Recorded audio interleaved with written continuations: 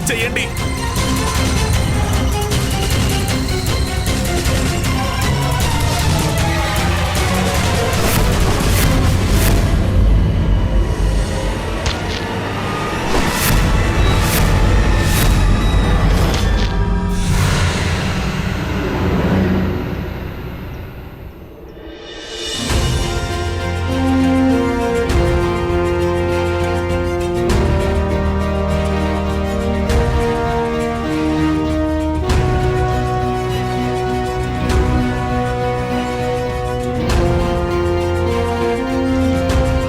నువ్వు బాగానే ఉన్నావా?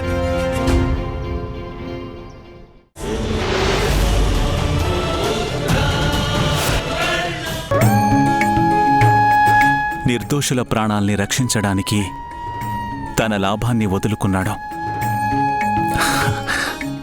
మంచి లక్షణం కౌంతయ్య.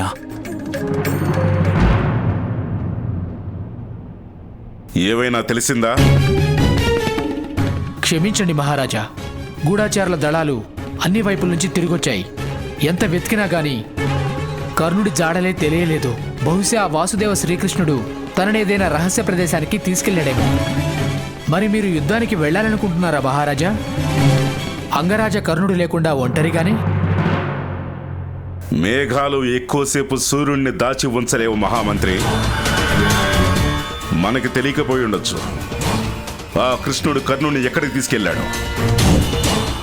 కానీ నాకు ఖచ్చితంగా నమ్మకం ఉంది, కర్ణుడు సరైన సమయానికి యుద్ధ భూమికి తప్పకుండా వచ్చేస్తాడు. ఎందుకంటే యుద్ధానికి సవాలు విసరడం, ఇచ్చిన మాటని నిలబెట్టుకోవటం, ఈ రెండింటినీ కర్ణుడు ఎప్పటికీ నిర్లక్ష్యం చేయలేడు. యుద్ధానికి ఏర్పాట్లు చేయండి. రేపు సూర్యోదయం కాగానే జరాసంధుడు కృష్ణుణ్ణి వధించటానికి బయలుదేరతాడు. మగధ మహారాజుకి జై! మగధ మహారాజుకి జై! మగధ మహారాజుకి జై! మగధ మహారాజుకి జై! మగధ మహారాజుకి జై! మగధ మహారాజుకి జై! మహారాజుకి జై!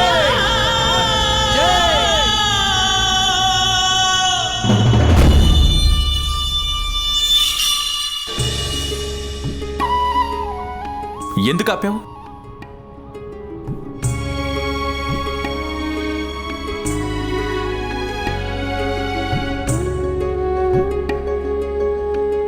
అరే, రథం నుంచి ఎందుకు దిగుతున్నావు నటవరా?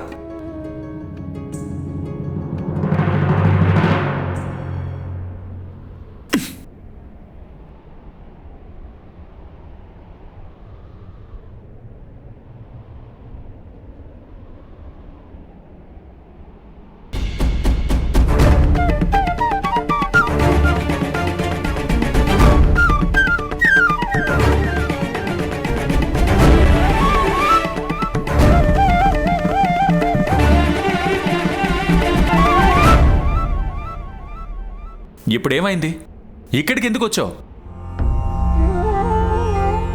ఏం చెయ్యను అంగరాజా, నేను మీలా గొప్ప యోధుణ్ణి కాదు కదా, ఒక సాధారణమైన సారథిని. రథాన్ని లాగడం వల్ల నేను అలసిపోయాను, అందుకే విశ్రాంతి తీసుకుంటున్నాను. కానీ నువ్వే చెప్పావుగా, ఈ సమయంలో సమయం అన్నిటికంటే చాలా విలువైందని. కానీ సమయం కూడా అప్పుడప్పుడు విశ్రాంతి తీసుకుంటుంది. రెండు హృదయ స్పందనల మధ్య విరామం ఉంటుంది. శ్వాస యొక్క గతిలో విరామం ఉంటుంది. వర్షపు చినుకుల మధ్య విరామం ఉంటుంది. అందుకే నేను కూడా స్వల్ప విరామం తీసుకుంటున్నాను. ఒకవేళ సమయం మించిపోయుంటే అప్పుడు నేను విశ్రాంతి తీసుకోను కదా, గాఢ నిద్రలో ఉండేవాణ్ణి, సుదీర్ఘమైన నిద్రలో.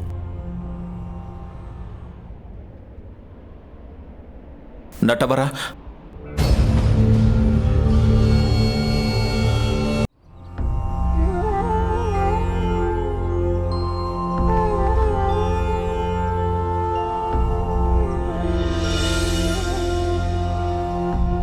తన చేతిలోకి పిల్లని గ్రోవి ఎక్కడి నుంచి వచ్చింది? విశ్రాంతి తీసుకున్నావా? అలసట తీరిందా?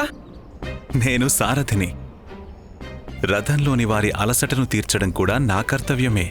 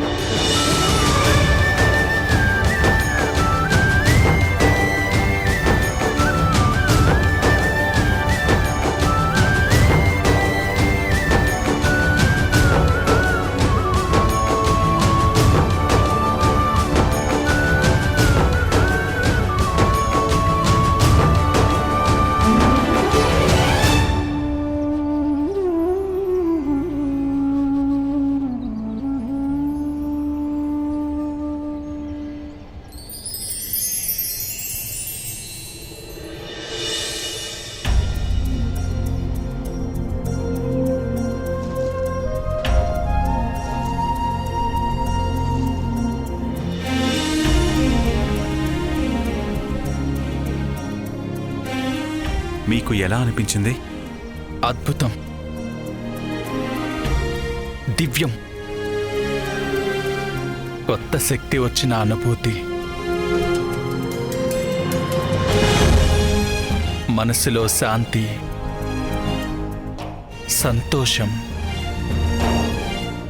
ఆనందం. మనస్సులో శాంతి నిండి ఆనందం ఉంది. ఇప్పుడు కూడా యుద్ధం చేయాలనుకుంటున్నారా? లేక అంగరాజ్యానికి తిరిగి వెళ్తారా? నాకు సంబంధించిన శాంతి, సంతోషం నా కర్తవ్య పాలనలో ఉంది, నా మాట నిలబెట్టుకోవడంలో ఉంది. ఈ సమయంలో నా కర్తవ్యం, నా మాట నన్ను జరాసంధుని సహాయం కోసం పిలుస్తోంది. ప్రస్థానం మొదలుపెట్టు సారథి. తమరి ఆజ్ఞ మహారథి.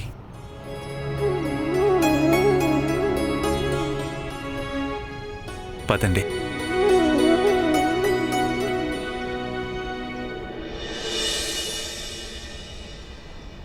అవునా? వర్ణావతరాజు కుంతీమాతని సత్కరించాలనుకుంటున్నాడా? అవును.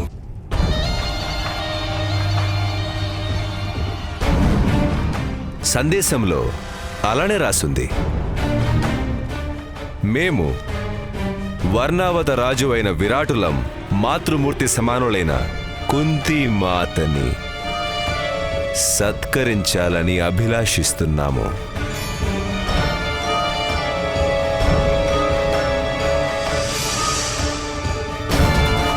మహారాజా సౌభాగ్య కార్యం ద్వారా మమ్ములను ప్రాప్తులను చేయగలరు.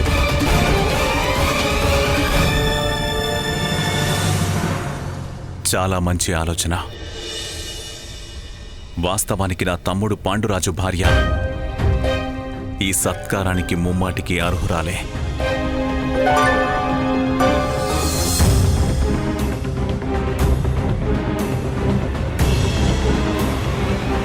అది నిజమే జ్యేష్ఠ పితామహ. కానీ ఒక్క విషయం మాత్రం అర్థం కావటం లేదు. ఈ ఆహ్వానం నీకు ఎందుకు పంపించారు దుర్యోధన?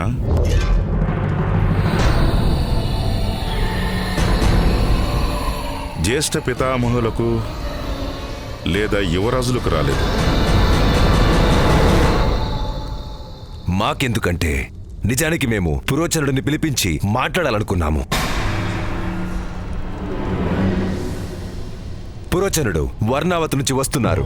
వచ్చేటప్పుడు సందేశం తీసుకుని వచ్చారు. నన్ను ముందు కలిశారు కాబట్టి సందేశం నాకిచ్చారు. మహావాస్తుకారులైన పురోచనులకి ఆహ్వానం ఎందుకిచ్చారు దుర్యోధన? అసలిప్పుడు నువ్వు కొత్తగా ఏ భవనాన్ని నిర్మిస్తున్నావు?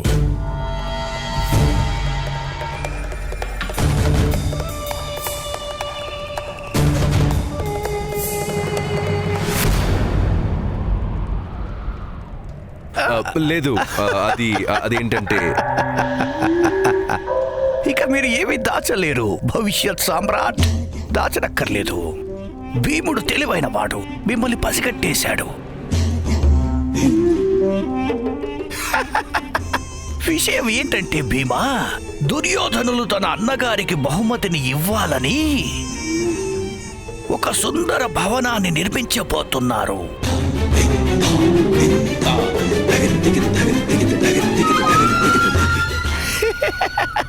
ఈ విషయం మహారాజు గారికి కూడా తెలియజేశాను నేను.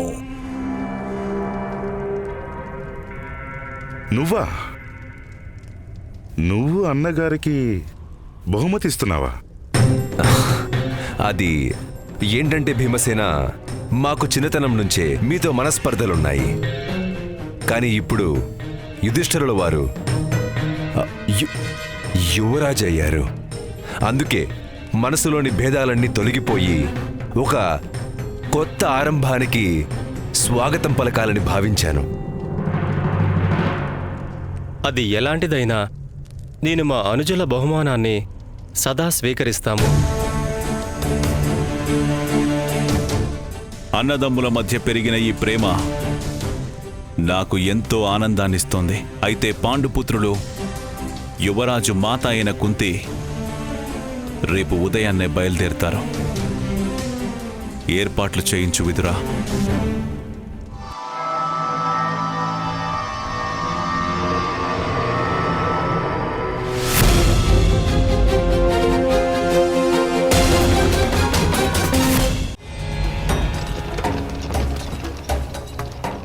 మనం ఎప్పటి వరకు చేరుకుంటాం? మార్గాన్ని బట్టి ఉంటుంది అంగరాజా. బహుశా రేపు ప్రాతకాలానికి, లేదా మధ్యాహ్నానికి, లేదంటే సంధ్యా సమయానికి కూడా చేరుకోవచ్చు. లేదు, మనం త్వరగా చేరుకోవాలి. యుద్ధం ఉదయాన్నే మొదలవుతుంది. యోధుల యుద్ధం మరియు మనుషుల ప్రారంధం వారి కర్మల బట్టే ఉంటాయి వీరా. ఒకవేళ అంత తొందరే ఉంటే జలపాతం దగ్గర అంత సమయం ఎందుకు వృధా చేశారు? బాణాన్ని సంధించి ఉండాల్సింది, పరిష్కరించి ఉండాల్సింది. అక్కడి జీవరాశులన్నిటినీ చంపివేసి ఉండొచ్చు కదా. నేను నీకు ముందే చెప్పాను, నాకు నిర్దోషులని వధించడం ఇష్టం లేదని. ఎప్పుడూ మన లక్ష్యాన్ని రక్తపాతం లేకుండా సాధించగలిగే మార్గం ఉంటే తప్పకుండా ఆ మార్గాన్ని ఎంచుకోవాలి.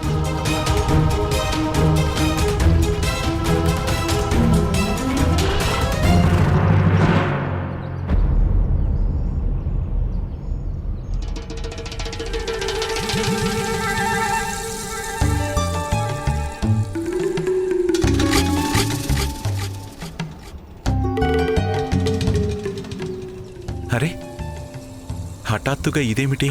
అడవి దట్టంగా ఉందేంటి? ఇదెలా సంభవించింది? అదే విషయం నన్ను కూడా ఆశ్చర్యచకితుణ్ణి చేస్తుంది. నిన్నటి వరకు ఈ మార్గము ఇలా లేదే.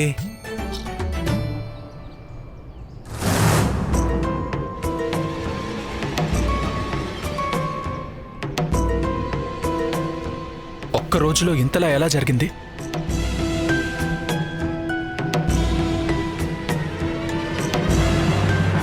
నేను చూసొస్తాను, లేదా వేరే మార్గాన్ని ఎంచుకుందాం. అవశ్యము.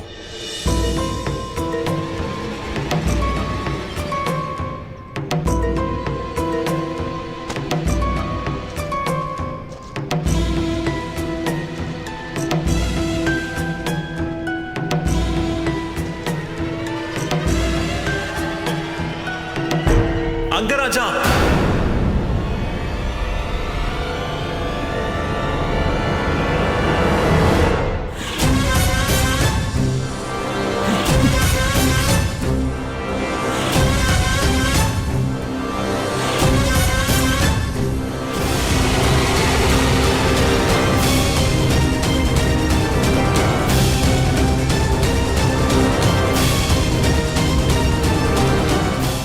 నన్ను కాపాడండి అంగరాజా, నన్ను కాపాడండి. నేను మీ సారథిని. నన్ను కాపాడడం మీ కర్తవ్యం అంగరాజా. రక్షించండి అంగరాజా. ఈ పాము నా ప్రాణాలను తీసేలా ఉంది. అంగరాజా, రక్షించండి అంగరాజా. అంగరాజా, అంగరాజా.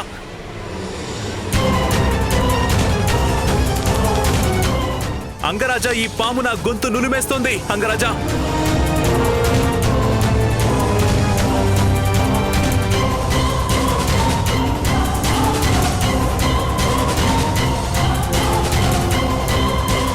అంగరాజా, సహాయం చెయ్యండి.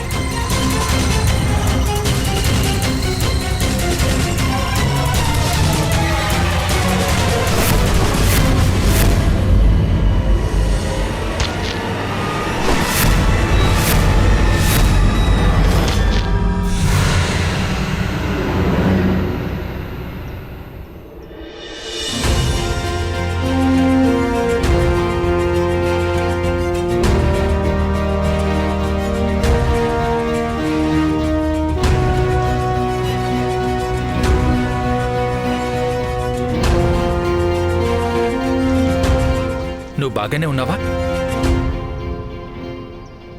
వెళ్దామా? జలపాతం దగ్గర జీవులను చంపలేదు. మరి ఇప్పుడు ఈ సర్పాన్ని ఎందుకు వధించారో చెప్పండి. నువ్వు బతికుండాలనుకోవడం లేదా? నిస్సందేహంగా. అలాగే ఆ పాము కూడా బ్రతకాలి అనుకుంటుంది కదా. నా ఉద్దేశ్యం ఏమిటంటే, కొద్దిసేపటి క్రితమే రక్తపాతం నుంచి కాపాడిన వారు, శాంతి సమర్థతలు కలిగి ఉన్నటువంటి ఈ అంగరాజు ఈ సమయంలో ఇలా భిన్నంగా ఎందుకు నడుచుకున్నారు? ఎందుకు ఆ సర్పాన్ని వధించారు? ఎందుకు ఈ అశాంతి? ఎందుకంటే పరిస్థితి కూడా భిన్నం కాబట్టి. ఇప్పుడు నేను ఆ సర్పాన్ని చంపాను. ఎందుకంటే అది నిన్ను ఆక్రమించింది. శాంతి భంగం ఆ పాము చేసింది, నేను కాదు.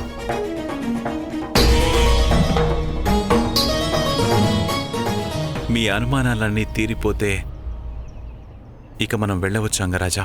అనుమానాల్ని నువ్వు ప్రస్తావించావు. కానీ సమాధానాలు మీకోసమే అంగరాజా.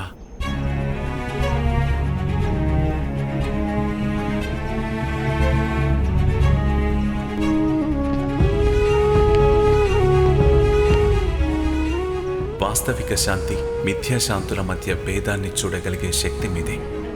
కంటికి కనిపించే వాటిని కాకుండా పరిశీలించి క్షమించగలిగే గుణం మీకు ఉంది. అది అందరి మనుషుల్లో ఉండదు. నేను ప్రభావితుడనయ్యాను.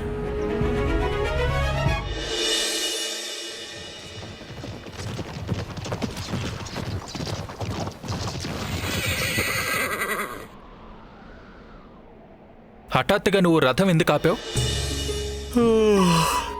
నిద్ర వచ్చేలా ఉంది అంగరాజా. అలా అయితే నువ్వు వచ్చి నా స్థానంలో పడుకో. రథాన్ని నేనే నడుపుతాను. నేను నిద్ర వచ్చేలా ఉంది అన్నాను. అంటే నేను పడుకుంటానని కాదు. ఇప్పుడు కాస్త ఏమైనా తిన్నాను అంటే ఖచ్చితంగా ఊరట లభిస్తుంది నాకు.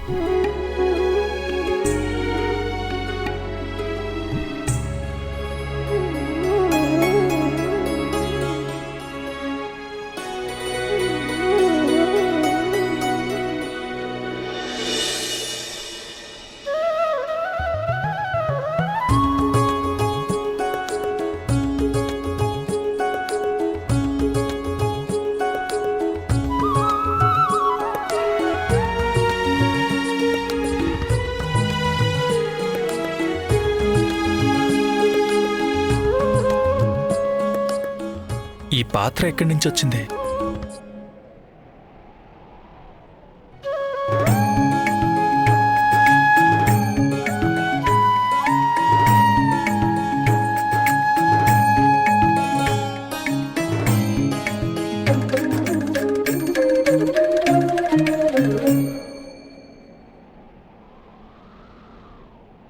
మీ మనస్సులోని ఈ ప్రశ్నని నేను కూడా విన్నాను అంగరాజా. యాత్ర ఎంత పెద్దది అని యాత్రికుడికి ఎలా తెలుస్తుంది? అందుకే ఇలాంటి సమయాలలో నేను పెన్నని ఎప్పుడూ నాతో కూడా ఉంచుకుంటాను. ఇది నాకు శక్తిని, స్ఫూర్తిని ఇస్తుంది. దానితో పాటు మనస్సు కూడా చలించదు. తింటారా మీరు? తినండి. సరే, నువ్వింతగా చెప్తున్నావు కదా, తింటాను.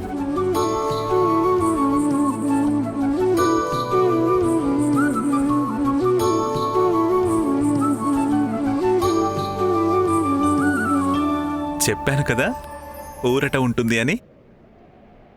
ఇంకొంచెం ఇస్తావా? ఆహా, ఇది కేవలం నాకు మాత్రమే. కానీ మీరు తోటి యాత్రికులే కదా, కాబట్టి వాటా ఇస్తాను.